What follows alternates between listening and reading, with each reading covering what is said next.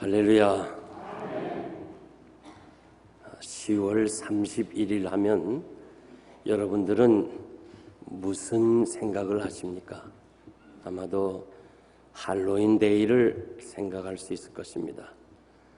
10월 31일은 개신교에서는 종교개혁의 날로 기념하고 있습니다.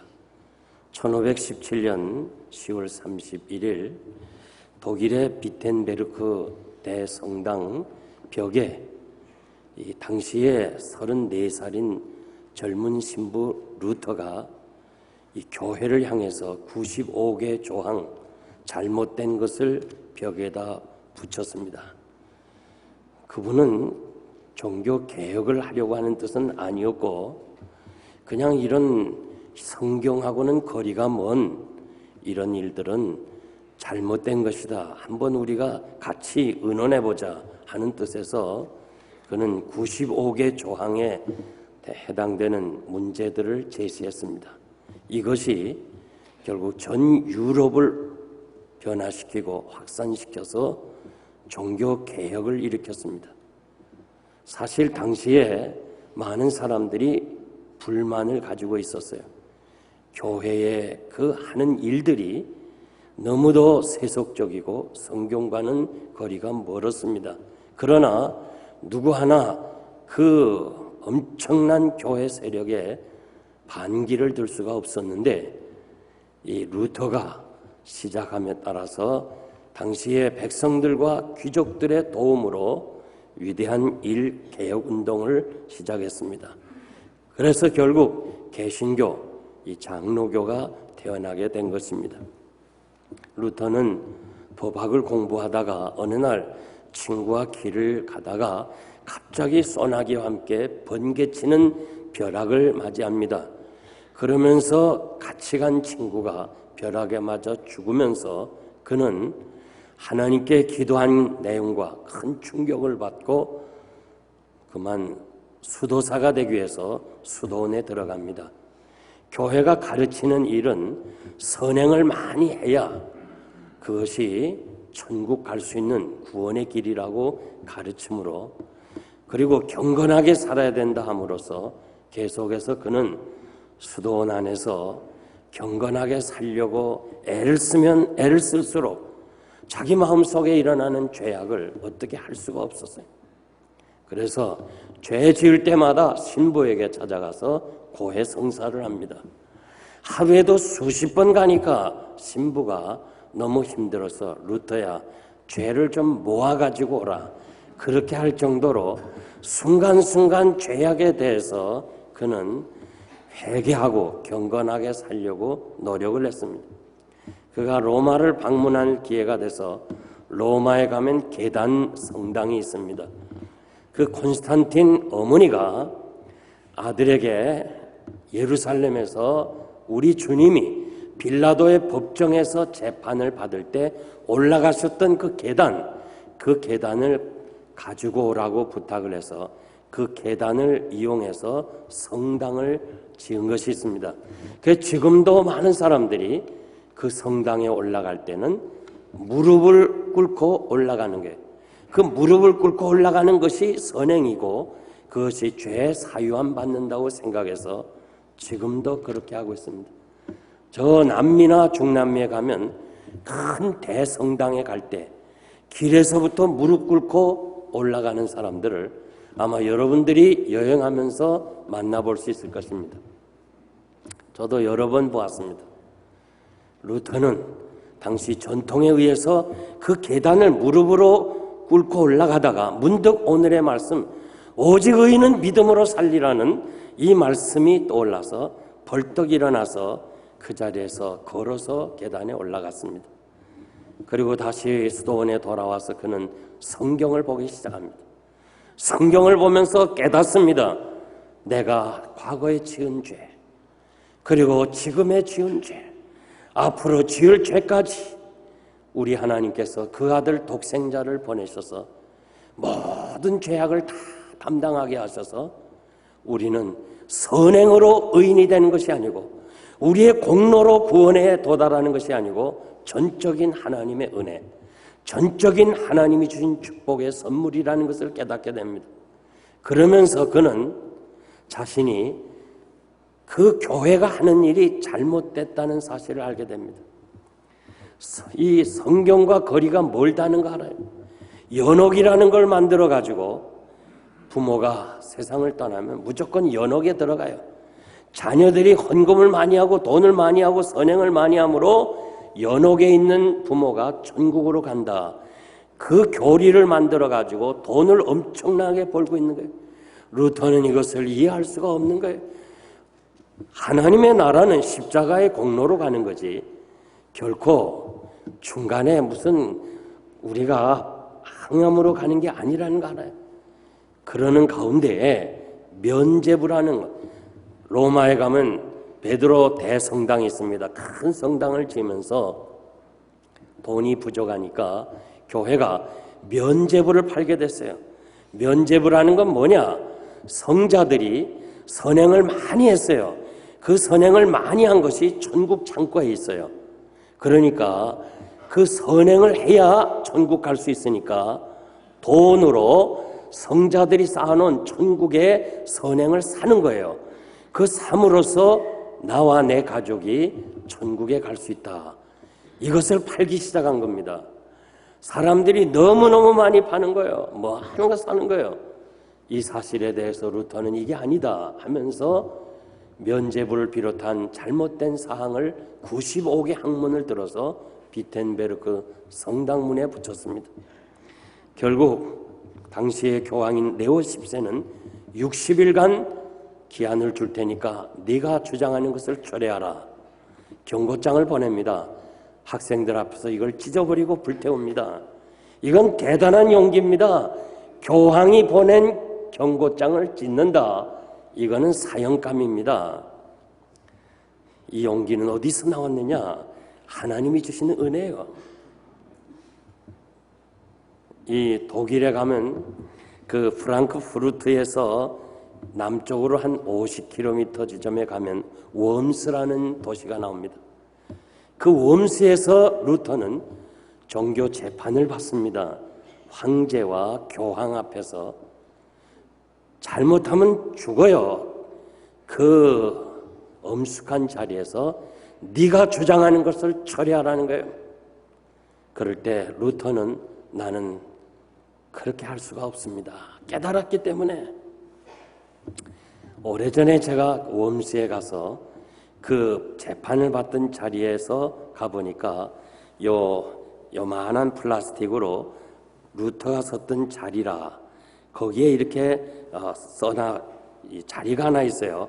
그리고 거기에서 Here I stand, God help me 하는 단어가 이렇게 문장이 기록되어 있었어요. 그런데 수년 전에 가보니까 그걸 다 치워버렸어요. 제가 의미가 있는 장소라 2번이나 찾아갔어요. 그래서 루터가 섰던 자리에서 기도를 했어요. 하나님, 이런 용기를 나에게도 주세요. 이런 믿음을 나에게도 주세요. 그렇게 기도한 적이 있습니다. 결국 취소할 수 없다고 그래서 그는 귀향을 가야 되는데 당시 전쟁 때문에 숨게 되고 숨어서 그는 라틴어 성경을 독일어로 번역하는 위대한 업적을 행한 것을 우리가 잘 알 수 있습니다.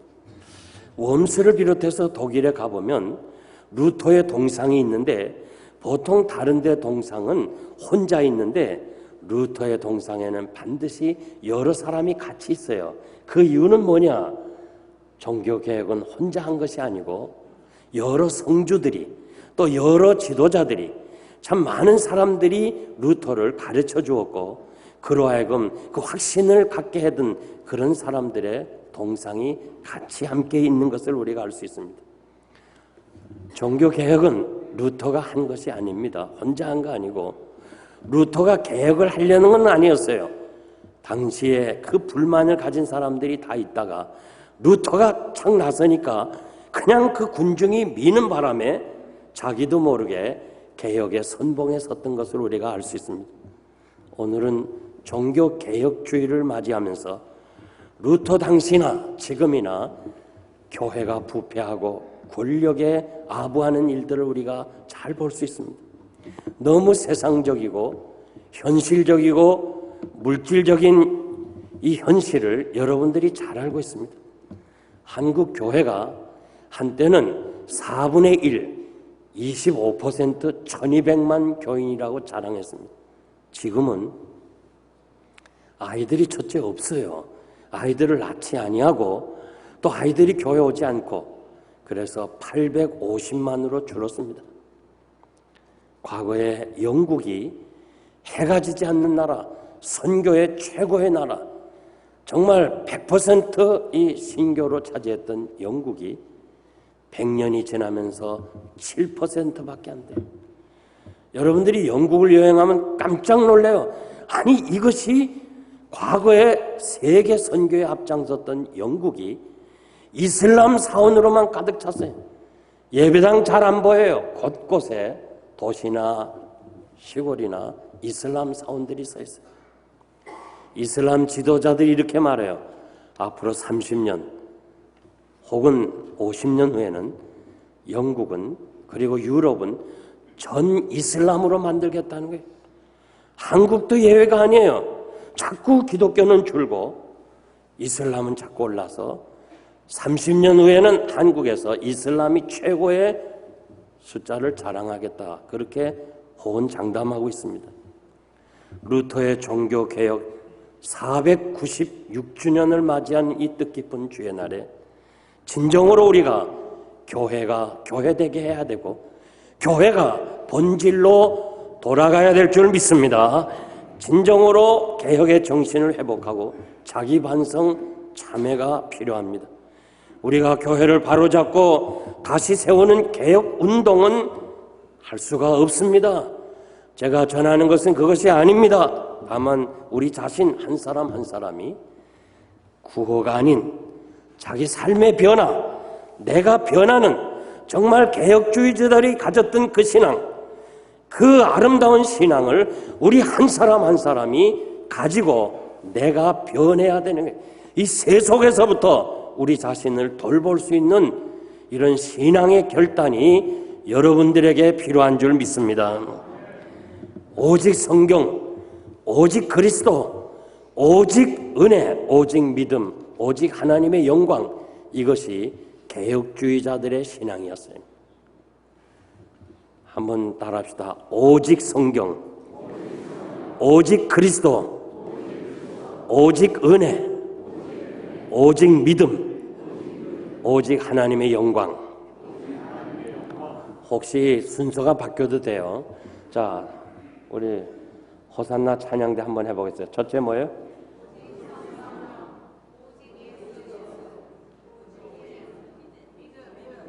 아이고, 틀렸고. 여기 성도들 시작. 첫째 뭐예요?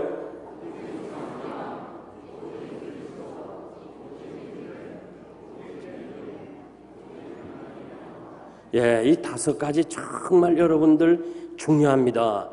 이건 정말 중요해요. 오직 성경, 오직 그리스도, 오직 은혜, 오직 믿음, 오직 하나님 영광. 5번 다시 시작. 호산나 시작. 첫째 뭐예요?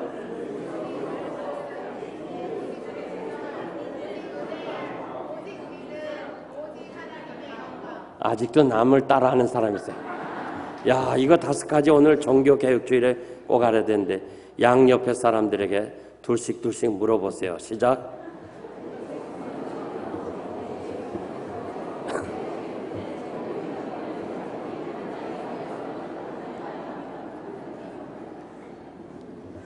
자, 2층에 있는 사람들 한 번에 첫째 뭐예요?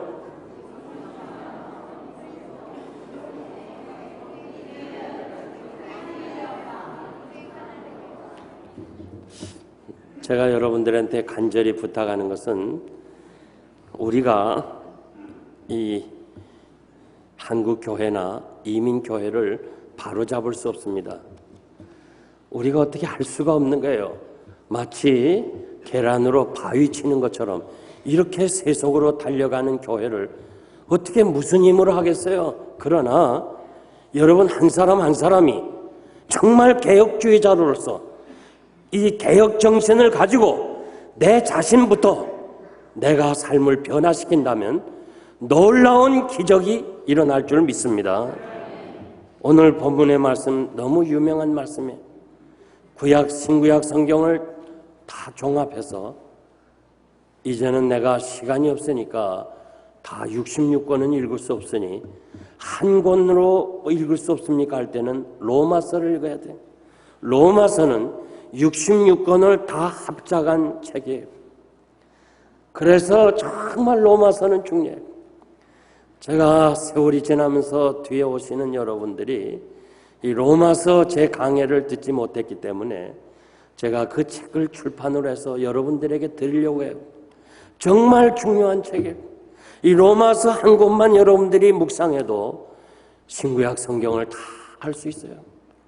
그래도 나는 지금 시간이 없어. 하나님 앞에 가야 돼. 이제는 며칠 몇 시간밖에 없다. 내가 성경 한 번도 못 읽었는데 어떡하냐. 한 절로 요약해달라면 오늘 읽은 말씀 로마서 1장 17절 오직 의인은 믿음으로 살리라. 여러분, 우리가 뭔가 성경을 다 빼앗기고 다 잃어버렸다 할지라도 오직 의인은 믿음으로 살리라는 이 한 절만 여러분들이 마음속에 새겨지고 이 각인된다면 이 험한 세상을 믿음으로 승리할 줄 믿습니다. 유명한 대형 박물관, 여러분 영국으로 가보면 영국에서 가장 자랑하는 대형 박물관이 있습니다. 관장이었던 필립이 이렇게 말을 했어요. 세계를 준다 해도 대형 박물관은 바꿀 수 없다고 그랬어요. 그러나 만약에 바울이 쓴 로마서 한 장이라도 원문이 있다면, 친히 바울이 쓴 그 한 장만이라도 있다면 대형 박물관과 바꾸겠다. 얼마나 귀한 말이에요. 로마서의 한 장이 전 세계를 바꿀 수 없을 만큼 위대하다는 거예요. 로마서가. 그런 귀한 말씀. 여러분 정말 오늘 다른 건 몰라도요. 오직 의인은, 우리가 죄인이 의인된 우리는 믿음으로 살리라 하는 이 말씀 한 절만이라도 평생 간직하고 묵상하시기를 바랍니다. 그래서 시간 관계상 세 가지만 말씀드리려는데, 첫째는 오직 성경이에요. 개신교는 성경이 최고의 권위입니다. 이 하나님의 말씀이 최고의 권위예요. 그런데 캐톨릭은 교회가 최고의 권위예요. 그 이유는 교회가 성경을 정경으로 채택했다는 이유 때문에 그래요. 교회가 최고니까 교황이 최고예요. 교황이 성경 위에 있어요. 하나님의 말씀 무호성인데 교황의 말에도 무호성이에요. 교황이 성경을 잘못 해석하더라도 그게 성경이에요. 그만큼 교회의 권위를 가지고 있어요. 당시에 성경은 라틴어로 되어 있기 때문에 독일 사람, 네덜란드 사람 못 읽어요. 그저 사제들이 로마서 읽은 거 들으면 되는 거예요. 무슨 뜻인지도 모르고. 교회가 해석해 주는 대로, 가르쳐 주는 대로 따라가야 하는 거예요. 개혁주의자들이 뭐냐? 성경으로 돌아가자는 거예요. 초대교회로 돌아가자는 거예요. 당시에 저들은 예배가, 설교가 없어요. 그냥 예식이에요. 미사예요. 지금도 마찬가지예요. 이 캐톨릭에서는요, 교회 들어가면 미사, 성찬식을 하는데 그 미사하는 장소가 갈보리 언덕이라고 믿어요. 그러니까 여러분, 캐톨릭은 신자들의 그 거룩한 거, 예배 들어와서 거룩한 자세를 갖는 거, 그건 우리도 본받아야 돼요. 정말 귀해요. 우리는 성찬식을 하면서도 우리는 상징설이기 때문에 예수님의 몸과 예수님의 피를 마신다 하면서 주님의 십자가를 기억하는 것이고, 캐톨릭에서는 화채설이라고 그래서 빵이 직접 예수의 몸이 되는 거예요. 포도주가 직접 예수의 피가 되는 거예요. 그거를 그냥 이게 예수님이 몸이 되었다, 피가 됐다면 사람들이 좀 의심할까 봐 사제는 이 성찬식을 준비하면서 교인들 앞에서 몇 번 앞에 섰다 뒤돌아섰다 그래요. 그리고 그 다음에 또 그 잔을 들었다 놨다를 몇 번 해요. 그리고 또 가슴을 뭐 10번 이렇게 폈다, 절을 20번 하고, 무릎을 8번 꿇었다 했다, 눈을 하늘로 10번 이상 이렇게 떴다 감았다 하고, 그 다음에 제단에 입을 맞춰요.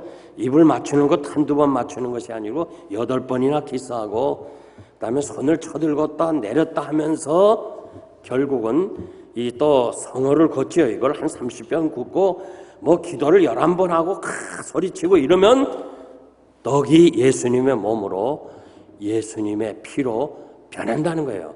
그래서 저들이 그걸 먹고 마시면서 이 마시는 장소가 바로 갈보리 언덕으로 바뀐다는 거예요.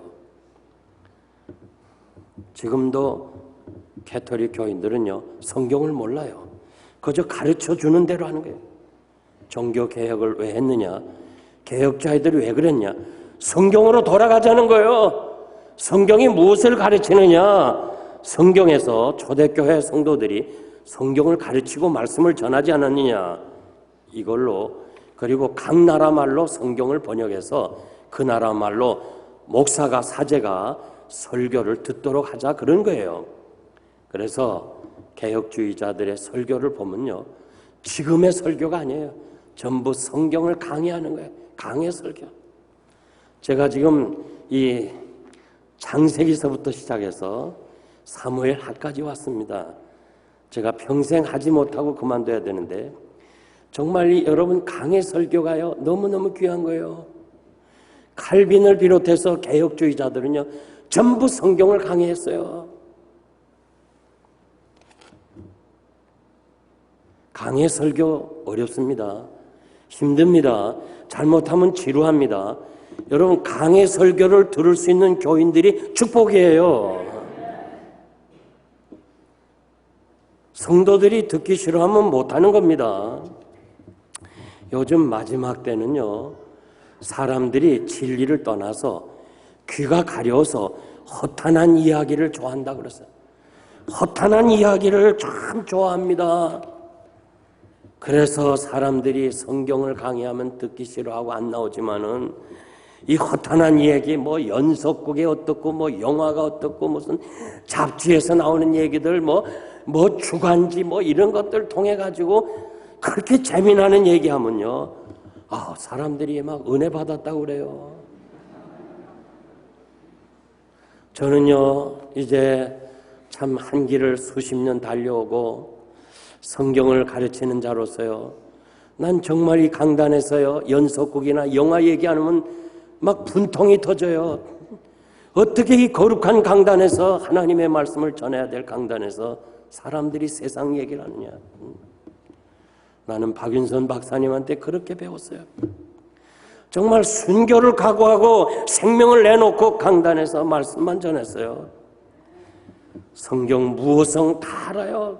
그리고 목사님들이 다 성경 무호성을 강조해요. 나는 개혁주의자들이라 그래요. 그러나 실제로 그 목회 현장인 설교를 통해서 그 마음속에 성경의 무호성이 있느냐? 아니에요. 성경을 성경대로 해석하지 않아요. 얼마든지 세속적인 것으로 설교 시간을 대체하는 거예요. 구약 성경에 보면 열왕기하 22장에 보면 요시야 왕에 대해서 나와요. 8살의 왕이 되고 결국 31년 동안 통치했어요. 18살 되던 해에 그는 성전이 너무 해파하기 때문에 성전 수리하라고 그랬고, 성전 수리하는 동안에 아주 그냥 묻혀있던 먼지로 가득한 하나님의 말씀을 찾게 돼요. 언약의 책을 보게 돼요.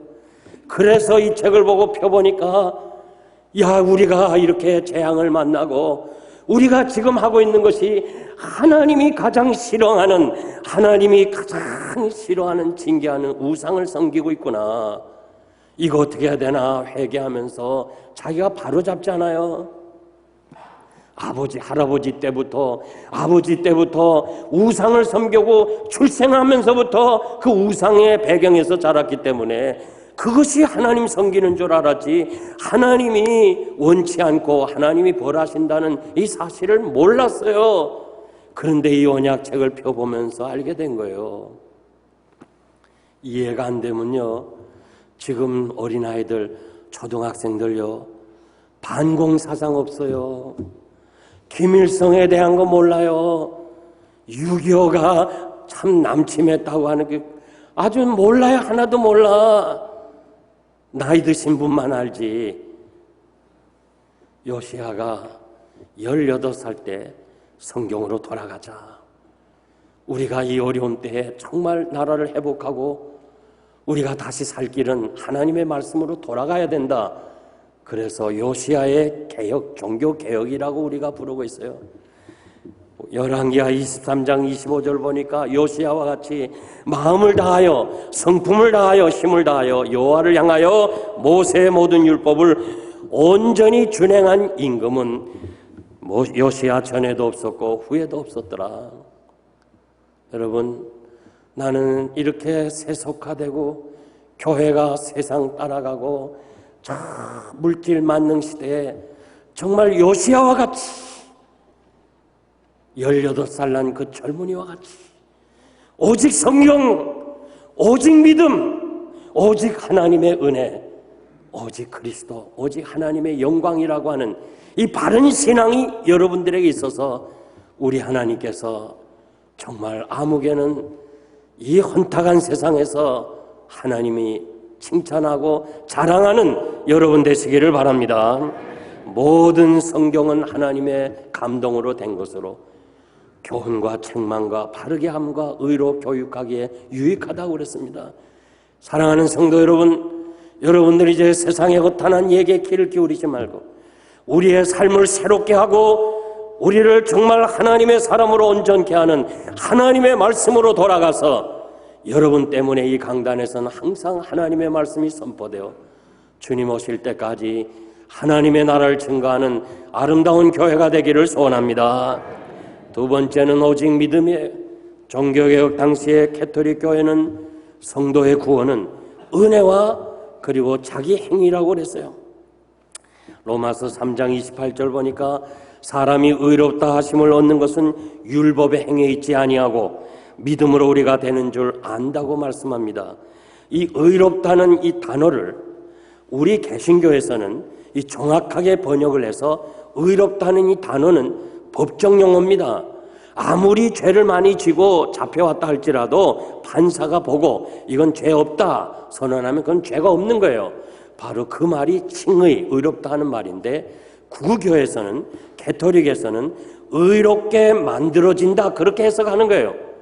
그러니까 한 번에 하나님께서 이 죄인을 의롭다 선언한 것이 아니라 우리로 하여금 하나님이 주신 은혜와 우리의 성령의 선행과 거룩과 경건이 보태져서 의롭게 되어질 것이다. 이렇게 합작하게끔 해석을 했습니다. 개혁주의자들은 성도의 구원은 오직 믿음, 선행과 성화의 노력의 근거가 수단이 될 수 없다는 거예요.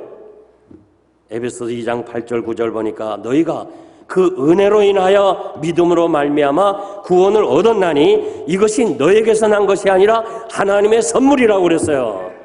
여러분들이 의로워지고 구원받는 것은 우리에게서 나온 것이 아니고 우리 의가 아니고 우리 선행이 아니고 전적으로 하나님의 은혜인 줄 믿습니다.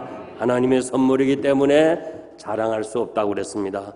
디도서 3장 5절 보니까 우리를 구원하시되 우리의 행한 바 의로운 행위로 말미암지 아니하고 오직 그의 국률하심을 쫓아 중생의 쓰심과 성령의 새롭게 하심으로 되었다고 말씀하십니다. 우리 구원은 행위로 얻어지는 것이 아니고 전적으로 하나님의 은혜요 믿음으로 되는 줄 믿습니다. 오늘도 우리 주변에서 이단들은 자꾸 우리를 하나님의 은혜와 우리 행위를 강조하는 거예요. 뭔가 우리가 선행을 하고 뭔가 헌금을 많이 하고 뭔가 많은 일을 해야 결국은 천국에 이른다. 그렇게 가르치고 있어요. 한국이나 이곳의 이단들이 우리한테로 와라. 여기에 들어와야 구원이 있다. 기존 교회는 아니다. 왜? 믿음으로 구원한다는 이 신앙이 확신이 없기 때문에요. 이거 내가 구원 받았을까 안 받았을까 나 이거 잘 모르겠는데 누군가가 얘기해. 그건 아니야. 우리한테로 와야 돼. 여기에 구원이 있다. 그러면 그냥 가는 거예요. 여러분, 속지 말기를 바랍니다. 정말 속지 말아요. 우리가 믿음으로 구원 받았으니 세상에 사는 동안 믿음으로 사시기를 바랍니다. 여러분, 믿음으로 의인이 된 거예요. 내 공로가 아니에요. 하나님께서 그 아들을 우리 위하여 세상에 보내시고 우리 모든 죄의 짐을 다 그에게 맡기세요. 그러므로 여러분들이 죄 짓는다고 해서 하나님께서 버리시지 않는 거예요.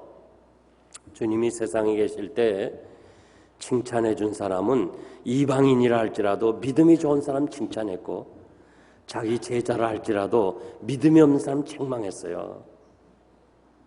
여러분들이 부러워할 사람이 있다면 믿음 좋은 사람 부러워해야 돼. 좀 믿음의 욕심을 좀 내요. 아멘입니까? 어떻게 저 사람 저렇게 믿음 좋아? 나도 좀 믿음 가져야 되겠다. 믿음의 장성함이 있어야 돼요. 그 미션 스쿨에서 아이들이 다 채플에 들어오는데 아이 하나가 안 들어와요. 그래서 선생님이 야, 너는 왜 채플에 안 들어오냐 하니까 하나님의 말씀을 믿을 수 없다는 거예요. 이해가 안 된다는 거예요. 그러니까 안 읽으니까 나는 채플에 안 들어간다는 거예요. 예배 안 드린다는 거예요. 그래서 선생님이 가만히 듣더니 학생, 그러면 네가 거꾸로 한번 생각해 봐라. 거꾸로. 가만히 생각해 보니까 예배 안 들어가니까 성경 안 읽게 되고 믿지 못하는 거예요. 그래서 깨달은 거예요. 여러분, 나는 왜 이렇게 믿음이 없나? 난 10년, 20년 다녔는데 난 믿음이 없다. 그거 사실이에요. 1년에 가끔 나와가지고 믿음 생기겠어요? 크리스마스나 나오고 감사주일이나 나오고 부활주일이나 나와갖고 믿음 생기겠어요? 믿음 뭐예요? 예배 자꾸 나와야 돼요. 하나님의 말씀 들어야 돼요. 여러분, 들으면서 믿음이 생기는 거예요. 몇 번 나와가지고는 믿음 생기는 거 아니에요. 그러므로 믿음이 최고고, 믿음이 돈보다 더 좋고, 믿음이 건강보다 좋고, 마지막 가지고 갈 것은 믿음밖에 없어요. 믿음으로 생각하고 믿음으로 행하고 믿음으로 사시길 바랍니다. 여러분들이 가진 건강, 가진 재물, 그거 얼마나 되겠어요? 그거 의지하지 말고 오직 믿음, 이것이 개혁주의자들의 신앙인 줄 믿습니다. 마지막 세 번째, 오직 은혜. 루터 당시의 교회는 여러 가지 방법으로 구원에 이르는 길을 만들었어요. 면죄부, 순례여행, 고행, 금식, 연옥, 마리아 숭배, 이런 것이 구원의 길이라고 가르치고 있습니다. 루터는 구원은 오직 하나님의 은혜라고 외치게 되었고, 은혜는 무가치한 사람에게 베푸시는 하나님의 무조건적인 사랑을 깨닫게 됐어요. 그래서 사도 바울도 하나님의 은혜로 부르심 받았고, 하나님의 은혜로 중생을 얻었고, 하나님의 은혜로 의롭다 하심을 얻었고, 하나님의 은혜로 거룩해졌다는 거. 자기는 하나도 없어요. 무조건 하나님의 은혜로 자기가 이렇게 산다는 거. 사도 베드로도 마찬가지. 하나님의 은혜로 보호를 받고 하나님의 은혜로 우리가 산 소망을 가졌다고 그랬어요.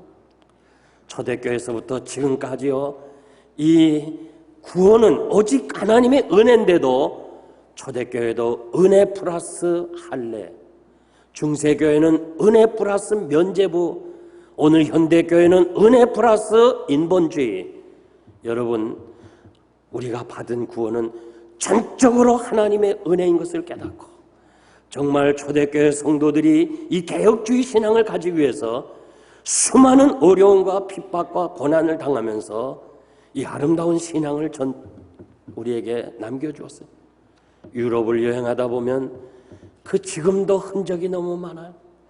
그 개신교도들이요, 교회로부터 핍박을 받은 종교 재판을 통해서 그 수많은 사람이 그냥 갇혀서 불에 타 죽고, 특히 스페인 같은 데 가보세요. 얼마나 많은 고난의 흔적들인지 몰라요. 그러면서 그 많은 고난과 그 아픔, 죽음을 하면서까지 우리들에게 아름다운 신앙을 남겨주었어요. 여러분, 이 진리를 여러분들이 분명히 지켜야 될 줄 믿습니다. 그러므로 우리가 자칫 잘못하면 하나님의 은혜를 강조하다가 죄에 대한 책망과 심판을 경시하면서 도덕적으로 타락한다면 중세교회가 인간의 경건과 거룩을 강조하다가 하나님의 은혜와 예수 그리스도의 공로를 무시하는 행위와 같은 잘못을 행할 수도 있습니다. 그러므로 우리는 하나님의 은혜로 구원받았으니까 행함으로 구원받으려는 사람보다 더 거룩해야 되고 더 선행해야 되고 더 경건해야 돼. 내가 어떻게 하든지 거룩하고 선한 일 많이 해서 구원에 도달하려는 사람보다도 내가 구원 받았으니까, 전적으로 하나님의 은혜로 새로워졌으니까 의를 행하면서 구원에 임하겠다는 사람보다 더 거룩해야 되고 더 선행을 해야 될 줄 믿습니다. 이제 제가 말씀을 맺겠습니다. 종교개혁 이후 수많은 사람이 교회로부터 핍박을 받아 죽임을 당했습니다. 그 잔악한 행위들은요, 아마 하나님 앞에 서서 심판을 받을 수밖에 없습니다. 그 핍박 가운데서도, 그 죽음 앞에서도 저들은 이 5가지 신앙, 오직 성경, 오직 그리스도, 오직 믿음, 오직 은혜, 오직 하나님께 영광, 이 5가지. 오늘 이 종교개혁주의를 맞이해서 이 5가지를 정말 여러분 마음속에 꼭 기억하세요. 한번 다시 해봐요. 첫째 뭐예요?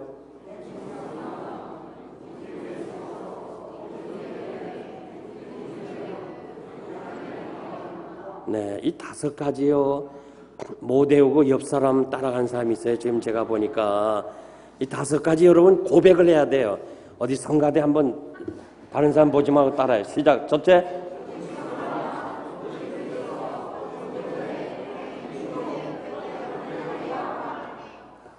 여러분 이 5가지 여러분들이 꼭 간직하고 사세요. 안타까운 것은요, 종교개혁 당시나 지금이나 한국교회가 거의 비슷해요. 그 종교개혁 당시에요, 사제들이 얼마나 부를 누리고 권세를 가졌으면요, 어떤 도시에는 인구 30명의 한 사람이에요. 지금 한국교회가요, 목사님들 너무 많아. 10만 명이 넘었어. 인구 5천만을 계산할 때요, 500명의 한 명꼴이에요. 제가 나온 합동 측에도 보니까 지금 목회를 안 하고 노시는 분들이 1,500명 목사가 있대. 내가 지난주에 LA 가보니까요, 1,000명이 넘는 목사들이 모였어요. 뭐 할 거예요?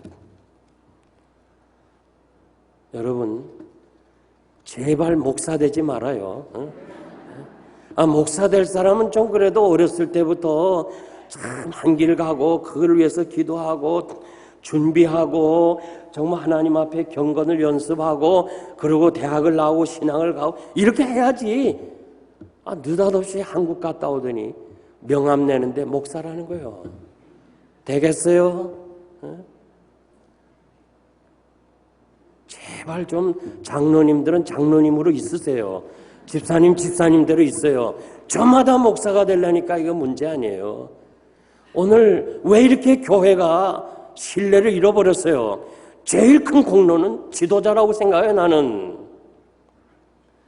요즘 교회가 교회 성장이 우상이 돼가지고요, 그냥 성장하기 위해서는 무엇이든지 하는 거예요. 이 거룩한 강단에서 그냥 혹시 예수 잘 믿는 연예인이 온다는 건 이해가 되지만은 전혀 믿지 않는 사람들이 인기라고 그래갖고 데려다가요, 한 사람당요 500만 원, 1,000만 원씩 주면서 헌금을 가지고 그 사람들이 와서 사람들을 모으는 거예요. 옛사랑 초청주일 좋아요. 그런데 내가 부탁하는 것은 이 강단에서요, 아무나 쓰면 안 돼. 세상 믿지 않는 사람이 쓰면 안 돼. 우리가 아무리 전도가 좋고 사람 모은다 할지라도 하나님 앞에서 바로 가야 돼. 차라리 사람을 못 모아도 하나님 앞에서 바로 가야 돼요. 세상 사람들, 오늘 교회들이요, 이렇게 가나 저렇게 가나 사람만 모으면 된다는 거 아니에요. 우리는 못 가더라도 바르게 가야 돼요. 정말 제가 부탁합니다. 우리가 하나님 앞에서 바르게 살고 이 강단에서는 항상 개혁주의 정신을 가지고 하나님의 말씀이 선포되고 성도들이 말씀을 받고 우리가 나가서 삶의 현장에서, 우리가 있는 현장에서 그 사회를 변화시키는 하나님의 위대한 사람들이 돼야 되는 거예요. 칼빈이나 루터를 통해서 정말 순교적 각오를 가지고 아름답게 주신 이 귀한 유산, 이 개혁주의 정신, 이 개혁주의 신학 사상, 이것을 우리가 받아가지고 오직 성경, 오직 믿음, 오직 은혜, 오직 그리스도, 오직 하나님께 영광이라고 하는 이 귀한 신앙을 여러분들이 가지고 여러분 후손들에게 이 사실을 알려주시기를 바랍니다. 지금 우리가 사는 미국은 청교도들이 이 나라를 시작했어요. 파운더들이에요. 개척한 사람들이. 청교도 누구예요? 칼빈주의자들이에요. 개혁주의자들이에요. 이 신앙 5가지 지키기 위해서 저들이 머나먼 고향을 떠나서 그 어려운 길을 가고 미국에 와서 개척을 했어요. 그래서 이 칼빈주의 개혁주의 정신으로 세워진 이 나라가 지금 다 없어졌어요. 우리는 제2의 청교도에, 여기서 제가 예사촌 날 말했죠. 우리 어디 가겠어요? 어디 갈 거예요? 미국 다음에 어디 가서 살겠어요? 헤븐리 드림. 우린 천국에 대한 아메리칸 드림이 아니고 헤븐리 드림. 기억나세요? 헤븐리 드림이에요. 우리는 천국에 대한 소망을 가지고 제2청교도들로서 다시 한번 우리와 우리 가족들을 정말 신앙으로 바로 세워가는, 하나님 앞에서 바로 살아가는 이 귀한 신앙, 여러분들에게 있어서 여러분들로 말미암아 다시 우리가 미국을 새롭게 하는, 우린 미국을 위해서 할 거 하나도 없어요. 사랑만 받고 혜택만 받았어요. 이제 우리가 할 일은 뭐냐? 우리 가정에서부터 다시 개혁주의 정신으로 돌아가야 될 줄 믿습니다.